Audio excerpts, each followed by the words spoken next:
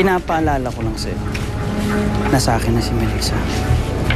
Ako na magiging asawa niya. Burado ka na sa buhay niya. Hindi ako mabubura sa buhay ni Melissa. Dahil may anak kami. After 30 years, alamang nakalimutan ka na ni Eva. Ako na magiging ama niya.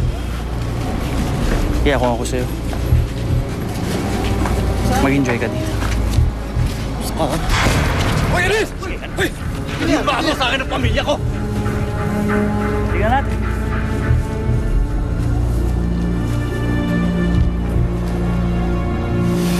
Ni Amor, alam niyo si Melissa parang may kakaiba sa kanya. Para siyang may kinikim-kim. Ano yun? Baka naman masama lang talagang pakiramdam niya. Ano bang sabi ng anak ko? Kailan daw ba kasal nila ni Roberto? Yung ko nga ba yung kay Melissa? Bukas na lang daw nila pag-uusapan. At ito pa na yan, wala pa siyang damit. Sa lahat naman ng bride na kilala ko, siya tong hindi excited. Ayan. Melissa.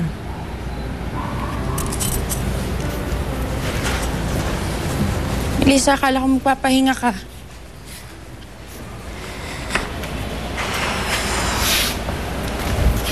Hindi naman totoong masama yung pakiramdam ko eh.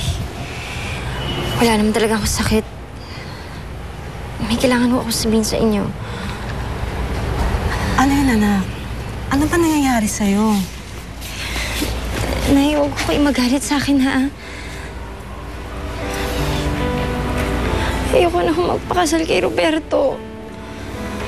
Anak, naintindihan mo bang sinasabi mo? Ano ba pumasok dyan sa ulo mo? Si Felix yan, no? Hinusulso lang ka niya, no? Nagpapaawa lang yun sa'yo, Melissa. Maniwala ka sa akin.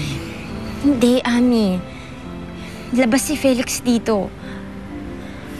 Ako lang to, Nay. Ako lang talaga nagdesisyon nito.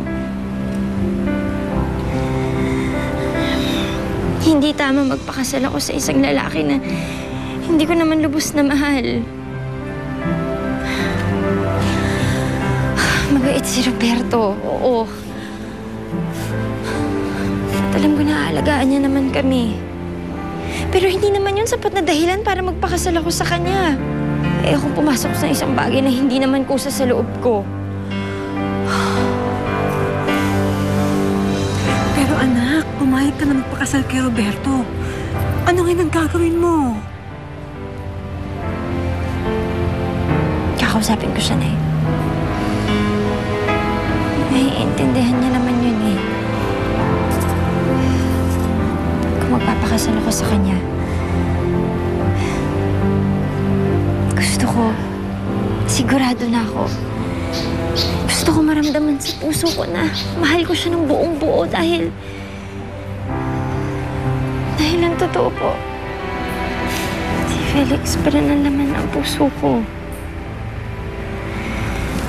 At hindi tama na pumasok ako sa isang relasyon na may nararamdaman pa ako para kay Felix. Unfair naman yun kay Roberto. At lalo na sa sarili ko.